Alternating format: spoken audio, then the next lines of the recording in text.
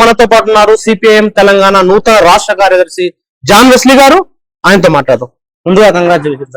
Thank you John Wesley గారు, ఇప్పుడు CPM Telangana రాష్ట్ర కమిటీకి రెండవ కార్యదర్శిగా ఎన్నికయ్యారు. అసలు ఎలా ఫీల్ అవుతున్నారు? కార్యదర్శిగా ఎన్నికైనందుకు ఈ బాధ్యతలు నిర్వహించడంలో నా చిత్తశుద్ధితో నా శక్తి మేరకు ప్రయత్నం చేస్తాను. నేను పార్టీ బాధ్యతలు అప్పగించినందుకు ఈ సందర్భంగా ఈ బాధ్యతలు నిర్వహించిన దాంట్లో కమ్యూనిస్టు పార్టీలో బాధ్యతలు అంటే అదేదో పేరు ప్రతిష్టల కోసం జరిగేటటువంటి బాధ్యతలు కాదు. ఇది ప్రజల తరఫున దోపిడి గురవుతున్నటువంటి ప్రజల తరఫున జరిపే పోరాటాలకు నిర్వహించడంలో బాధ్యతలు ఇదిగా నేను భావిస్తున్నాను.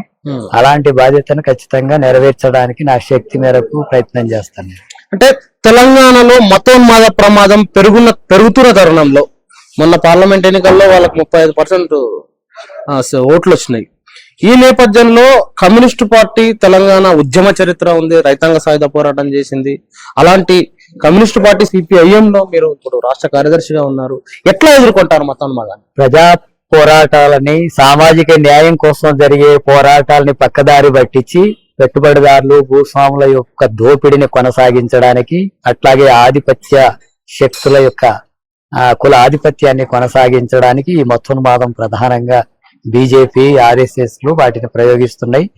ఏ ఆర్థిక దోపిడి గురవుతున్నటువంటి ఈ ప్రజల్ని, సామాజిక అంచివేత గురవుతున్నటువంటి తరగతులు ఆ పోరాటాలు ముందుకు వస్తున్నటువంటి క్రమంలో వాటిని పక్కదారి పట్టించి దోపిడి వర్గాలకు అనుకూలంగా వివరించేటటువంటి ప్రయత్నం చేస్తుంది. అందుకే ఆ ప్రజల్ని చైతన్యవంతం చేసి ఆ మతోన్మాద రాజకీయాలకు వ్యతిరేకంగా పోరాటాన్ని ఉధృతం చేస్తాం.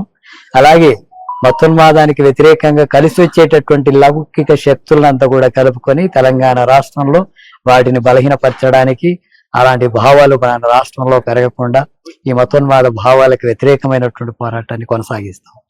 ప్రజా పోరాటాల ద్వారా, అట్లాగే భావజాల పోరాటాల ద్వారా ఆ మతోన్మాద రాజకీయాలను ఎదుర్కొంటాం. అట్లనే సిపిఎం పార్టీకి గత కొన్నేళ్లుగా పునాది, ప్రజా పునాది తగ్గుతున్న నేపథ్యంలో మీ పార్టీ ముందున్న ఛాలెంజెస్ ఏంటి? వాటిని ఎట్లా ట్యాకిల్ చేస్తారు? పార్టీ పునాది అనేది ఓట్లు, సీట్ల రూపంలో చూసినప్పుడు తగ్గింది అనేది కనబడుతుంది. కానీ కమ్యూనిస్ట్ పార్టీలు ఓట్లు, సీట్ల ద్వారానే దాని ప్రజా పునాది తగ్గింది అనడానికి కొలబద్ద కాదు. అది బుర్జువా పార్టీలకు కొలబద్ద. కమ్యూనిస్టులకు ప్రజా సమస్యల మీద పోరాటాలు కొనసాగించే క్రమంలో దాని బలం, బలహీనతలు ఉంటాయి. ఆ పోరాటాలు ఎంత ఉద్ధృతంగా నడిపితే అది బలపడుతుంది. ఆ పోరాటాల విషయంలో మన సరైనటువంటి పోరాటాలు లేనప్పుడు అది బలహీనపడడానికి అవకాశం ఉంటుంది. తెలంగాణ రాష్ట్రంలో ఈ ఆర్థిక దోపిడి గురవుతున్నటువంటి కార్మికులు, కూలీలు, రైతుల సమస్యల మీద, అట్లాగే సామాజిక అంచివేతకు గురవుతున్నటువంటి దళిత, గిరిజన, బలహీన వర్గాల, మైనార్టీల హక్కుల కోసం జరిగేటటువంటి పోరాటాల ద్వారా మా పార్టీని, మా ప్రజా పునాదిని పెంచుకునేటటువంటి ప్రయత్నం చేస్తాం. తెలంగాణలో 10 లెఫ్ట్ పార్టీలను లీడ్ చేస్తుంది సిపిఎం పార్టీ. గత కొన్నేళ్లుగా ఒక కీలక పాత్ర పోషిస్తుంది. ఈ లెఫ్ట్ పార్టీల ఐక్యత కోసం ఏం ప్రణాళిక తీసుకోబోతున్నారు? మొత్తం రాష్ట్రంలో చూసినా, దేశంలో చూసినా ఒక ప్రత్యామ్నాయ విధానాలు కలిగినటువంటివి బూర్జువా పార్టీలకు వ్యతిరేకంగా, అది కాంగ్రెస్ కావచ్చు, బీజేపీ కావచ్చు, బీఆర్ఎస్ కావచ్చు, ఇతర బూర్జువా పార్టీలకు వ్యతిరేకంగా ఒక ప్రత్యామ్నాయ విధానాలు కలిగినటువంటివి కేవలం వామపక్షాలు మాత్రమే. తెలంగాణ రాష్ట్రంలో ఉండేటటువంటి వామపక్షాలంతా కూడా కలిసి ఆ రకంగా ప్రజా పోరాటాలను ముందుకు తీసుకెళ్లేటటువంటి ప్రయత్నంలో భాగం కొనసాగుతుంది. ఇంతకు ముందు చేశాం, ఇప్పుడు కూడా కొనసాగుతున్నాయి. వాటితో చర్చలు కొనసాగుతున్నాయి. భవిష్యత్తులో త్వరలోనే ఈ ప్రజా సమస్యల మీద ఐక్యంగా వామపక్షాల ద్వారా పెద్ద ఎత్తున ఆందోళన, పోరాట కార్యక్రమాలు రూపొందించబోతున్నాం. పోరాట కార్యాచరణ కూడా ప్రకటిస్తాం. ఆ తర్వాత కూడా ఈ వామపక్షాల ఐక్య ఉద్యమాల ద్వారా ప్రజా పోరాటాలను ఉద్ధృతం చేస్తూ బలపడేయడానికి, అట్లాగే బూర్జువా పార్టీల విధానాలకు వ్యతిరేకంగా ప్రజల్ని చైతన్యవంతం చేసే పోరాటాన్ని కొనసాగిస్తాం. జాన్ వెస్లీ గారు, మీరు ఎట్లా వచ్చారు ఎర్ర జెండా పార్టీలోకి, ఉద్యమాల్లోకి? నేను విద్యార్థి దశలోనే వామపక్ష విద్యార్థి సంఘం ద్వారా ఆకర్షితులయ్యాను. విద్యార్థుల సమస్యల మీద ఆందోళన, పోరాటాలు చేసేటటువంటి క్రమంలో 10th క్లాస్లోనే కేసులు, ఇలాంటి ఘటనలకంతా గురయ్యారు. ఆ తర్వాత ఆ ప్రాంతం మహబూబ్నగర్ జిల్లాలో, ఉమ్మడి మహబూబ్నగర్ జిల్లాలో అమర్చింత మా సొంత గ్రామం. అది కమ్యూనిస్టులకు ఇప్పటికీ ఒక బలమైనటువంటి కంచుకోటగా ఉంది.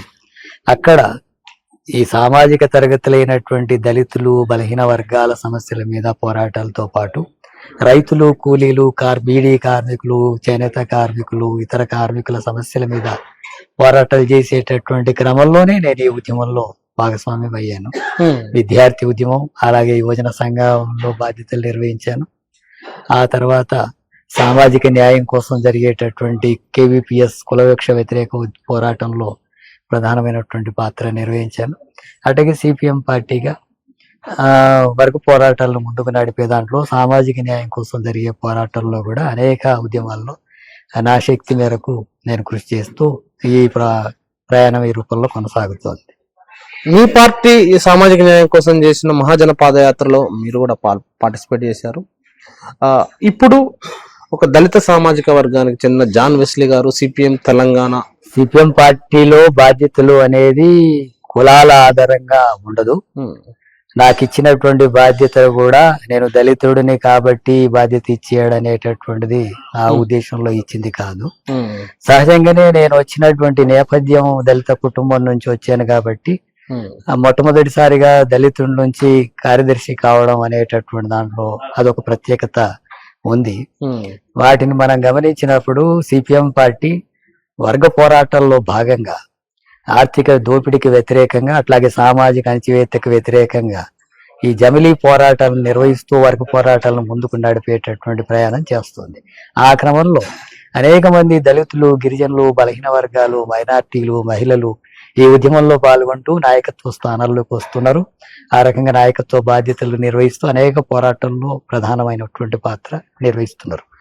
ముఖ్యంగా దళితుల సమస్యల మీద CPM పార్టీ మహాజన పాదయాత్ర తమ్మినేని వీరభద్రం గారు రాష్ట్రంలో, తెలంగాణ రాష్ట్రంలో చేశారు. అట్లాగే దళిత వాడల మీద సైకిల్ యాత్రలు ఇలాంటి పోరాటాలు జరిగాయి. BV రాఘుల్ గారు కూడా కులవివక్ష మీద ప్రతిఘటన పోరాటాలు, SC ST సప్లాన్ పోరాటాలు, పొన్నయ్య కమిషన్ సాధించేటటువంటి పోరాటాలు, ఇలాంటివన్నీ కూడా CPM పార్టీ అనేక పోరాటాలు నిర్వహించి కొన్ని విషయాలు సాధించింది. ఆ క్రమంలో దళితుల నుంచి కూడా పెద్ద ఎత్తున పార్టీలోకి రావడం కానీ, పార్టీలో నాయకులుగా ఎదగడం కానీ, ఆ రకంగా వర్గ పోరాటాల్లో భాగంగా ఈ ఆర్థిక సామాజిక దోపిడీలకు వ్యతిరేకమైనటువంటి పోరాటాలని ముందుకు నడిపే దాంట్లో మీకు ఇంకే వేరే ఏ పార్టీ కనబడదు. అది CPM పార్టీ, కమ్యూనిస్ట్ పార్టీలో మాత్రమే ఇలాంటి స్పష్టమైనటువంటి విధానం ఉంటుంది. అందుకని అనివార్యంగా ఈ రాష్ట్రంలో సామాజిక న్యాయం జరగాలన్నా, అట్లాగే ఈ దోపిడీ వర్గాలకు వ్యతిరేకంగా పోరాడి పేద వర్గాల్ని సంఘటితం చేసి వాళ్ళకు కొన్ని విజయాలు సాధించాలన్నా అనివార్యంగా CPM పార్టీ కంటే మించినటువంటి ఈ విధానాలు కలిగినటువంటి రాజకీయ పార్టీని మనం చూడం. ఆ పోరాటాలు నిర్వహిస్తున్నా కాబట్టి, అందులో నేను భాగమై ముందుకు నడుస్తున్నా కాబట్టి, నేను ఆ దళిత కుటుంబం నుంచి వచ్చినటువంటి వాడిని కాబట్టి ఆ రూపంలో దళితుడిగా మొదటిసారి ప్రాధాన్యత అనేది కనబడుతుంది. కానీ ఆ ప్రజా పోరాటాల్లో భాగంగా నాకు ఈ బాధ్యతలు వచ్చాయని నేను భావిస్తాను.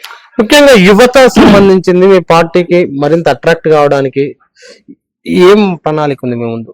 సమాజంలో ఎక్కడైతే అణచివేత, దోపిడీ ఉంటుందో దానికి వ్యతిరేకమైనటువంటి పోరాటాలు కూడా ఉధృతంగా ముందుకు వస్తున్నప్పుడు యువత పాత్రనే ప్రధానం అవుతుంది.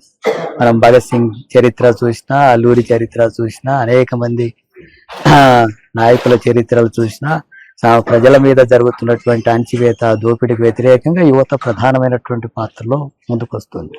ఇప్పుడు తెలంగాణలో కూడా అలాంటి పరిస్థితులు వస్తున్నాయి. ముఖ్యంగా నిరుద్యోగ సమస్య ఉంది, ఉపాధి అవకాశాలు లేవు. మరోవైపు మతోన్మాద రాజకీయాలు యువతను పక్కదార పట్టిస్తున్నటువంటి ఉన్నాయి. ఇలాంటి క్రమంలో ఈ యువత అనేది వాటికి వ్యతిరేకంగా పోరాటాలు చేయకుండా విముక్తి అనేది సాధ్యం కాదు. కాబట్టి అనివార్యంగా యువత అర్థం చేసుకుని ఈ వర్గ పోరాటాలకు, సామాజిక న్యాయం కోసం పోరాడే పోరాటాల్లో ముందు పాత్ర నిర్వహించడం అనేది సహజమైనటువంటి పరిణామంగా జరగబోతుంది. అందుకనే ప్రజలు అర్థం చేసుకునే క్రమంలో యువత కూడా దీన్ని అర్థం చేసుకుని ఈ పోరాటాలకు ముందు పీఠాన నిలబడతారు. తప్పకుండా ఒక బలమైనటువంటి శక్తిగా యువత మన పార్టీలోకి వస్తారని చెప్పి, ఆ పోరాటాలు ముందుంటామని చెప్పి నేను భావిస్తున్నాను. రానున్న 3 సంవత్సరాల్లో ఎలాంటి ప్రణాళిక, ఎలాంటి కార్యాచరణ, ఎలాంటి లక్ష్యాలు పెట్టుకొని మీ మహాసభ తీర్మానాలు చేసింది? ఎటువైపు వెళ్తున్నారు? మహాసభలో ముఖ్యంగా పెట్టుబడిదారులు అనుసరిస్తున్న, కార్పొరేట్ శక్తులు అనుసరిస్తున్నటువంటి ఆర్థిక విధానాల ఫలితంగా కార్మికుల హక్కులు, కార్మికులకు ఉన్నటువంటి చట్టాలు నిర్వీర్యమైపోతున్నాయి. సమ్మె చేసే హక్కు లేకుండా పోతుంది, సంఘం పెట్టుకునే హక్కు లేకుండా పోతుంది, వేతనం పెంచాలని అడిగే హక్కు లేకుండా పోతుంది. ఆ రకంగా కార్మికుల మీద దోపిడీ అణచివేత జరుగుతుంది. వాటికి వ్యతిరేకంగా మళ్ళీ హక్కుల్ని పరిరక్షించుకోవడంతో పాటు ఉన్న కొత్త హక్కుల్ని సాధించడానికి ఈ పోరాటాలను ఉధృతం చేస్తాం. అట్లాగే రైతులకు సంబంధించినటువంటిది ప్రభుత్వాలు హామీలు ఇస్తున్నాయి. గిట్టుబాటు ధర విషయంలో కానీ, ముఖ్యంగా ప్రాజెక్టులకు నిధులు కేటాయించి నీటి వసతిని కలిగించే దాంట్లో కానీ, వెనకబడ్డ ప్రాంతాల అభివృద్ధికి సంబంధించి కానీ, అట్లాగే ఆత్మహత్యలు అరికట్టడానికి వీటన్నిటి మీద ప్రభుత్వాలు విఫలమవుతున్నాయి. అందుకని ఆ రైతాంగ సమస్యల మీద కూడా పోరాటాలు కొనసాగించేటటువంటి ప్రయత్నం చేస్తాం. రాష్ట్రంలో పెద్ద సంఖ్యలో దళితులు, బలహీన వర్గాల నుంచి ఎక్కువ మంది వ్యవసాయ కూలీలుగా ఉన్నారు, గ్రామీణ ప్రాంతాల్లో కూలీలుగా ఉన్నారు. వీళ్ళకి ఎలాంటి హక్కులు అమలు జరగడం లేదు, ఎలాంటి ఆర్థిక సహాయాలు అందడం లేదు, ప్రభుత్వాలు ఇచ్చే సంక్షేమ పథకాలు కూడా ఏమీ అమలు జరగడం లేదు. అందుకని ఆ వ్యవసాయ కూలీలు, పేదలు కూడా తీవ్రమైనటువంటి అసమానతలకు, దోపిడీకి గురవుతారు. వాళ్ళ సమస్యలను ముందుకు తీసుకెళ్లిపోవాల్సినటువంటి అవసరం ఉంది. అందుకని దళితులు ఉంది ఈ రకమైనటువంటి శక్తులంతా కూడా కలిపి వర్గ పోరాటాన్ని ముందుకు నడిపేటటువంటి ప్రయత్నం చేస్తాం. అదేవిధంగా సామాజిక తరగతుల సమస్యల మీద కూడా ఇప్పుడు బీసీల కులగణన జరుగుతుంది. కులగణనకు సంబంధించినటువంటి వివరాలు స్పష్టంగా వస్తే బీసీలో ఉండేటటువంటి ఏ కులం, ఎంత జనాభా, వాళ్ళ ఆర్థిక పరిస్థితి ఏంటి, విద్య ఏంటి, ఉద్యోగం ఏంటి, ఉపాధి అవకాశాలు ఎలా ఉన్నాయి, వాళ్ళ ఆర్థిక పరిస్థితి, వాళ్ళు ఎలాంటి హక్కుల కోసం పోరాడాలనే విషయాలు స్పష్టత వస్తే ఆ అంశాల మీద మా పోరాటాన్ని ఉంటుంది. అట్లాగే గిరిజనుల జనాభా ప్రాతిపాదికన రిజర్వేషన్స్ అమలు జరగడం లేదు. అట్లాగే వాళ్ళ అడవిలో ఉండే భూముల్ని లాక్కుంటున్నారు, సాగు చేసుకుంటున్నటువంటి భూములకు పట్టాలు ఇవ్వడం లేదు.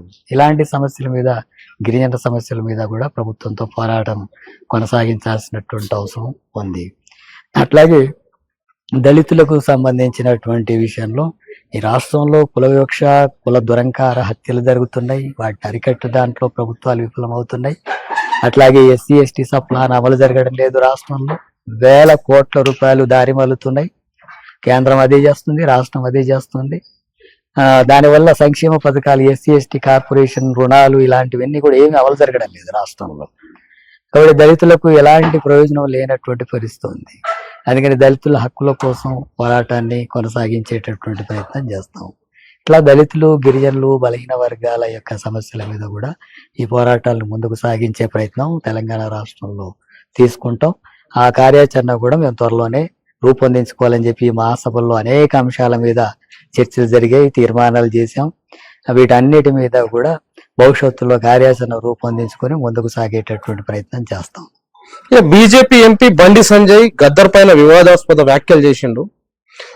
అలాంటి కమ్యూనిస్ట్ పార్టీ, కమ్యూనిస్ట్ లో పనిచేసిన గద్దర్ని ఆయనకు పద్మ అవార్డు ఎట్లా ఇస్తామని చెప్పేసి ఒక దురుసు వ్యాఖ్యలు, వివాదాస్పద వ్యాఖ్యలు చేసిండు. దాన్ని ఎట్లా చూడాలట? బండి సంజయ్ లాంటి మతోన్మాద రాజకీయాలు చేసేటటువంటి వ్యక్తి ఆ రాష్ట్రానికి, ఆ ప్రభుత్వాల్లో బాధ్యతలు ఉండడమే అవమానకరమైనటువంటి విషయం. గద్దర్ ఒక ప్రజా సమస్యల మీద అనేక పాటలు రాసి ప్రజలను చైతన్యవంతం చేసి పోరాటాలు నడిపినటువంటి దాంట్లో ఒక ముఖ్యమైనటువంటి పాత్ర నిర్వహించాడు. ఆ దాంట్లో భాగంగా ఆయనకు సంబంధించినటువంటి ఆ విషయాల మీద ఆయన మతోన్మాద రాజకీయాల్ని, కులాధిపత్య రాజకీయాలను కూడా వ్యతిరేకిస్తాడు. కాబట్టి అది సహించలేక అక్కస్తో బండి సంజయ్ అలాంటి మాటలు మాట్లాడుతున్నాడు. అలాంటి వ్యాఖ్యానాలు చేసినందుకు ప్రజలే తగిన గుణపాఠం చెప్తారు. ఆ బీజేపీ సంబంధించిన మతోన్మాద ప్రమాదాన్ని కూడా మీరు ఎదుర్కొంటా అని చెప్పేసి అన్నారు. అదేవిధంగా అనేక లక్ష్యాలు పెట్టుకొని తెలంగాణలో ఒక కొత్త వరవడిని తీసుకురావడానికి సిపిఎం పార్టీని ముందుకు తీసుకెళ్ళడానికి ప్రయత్నం చేస్తున్నారు. All the very best John Wesley గారు. Welcome to our YouTube channel. Don't forget to like, subscribe and share the videos.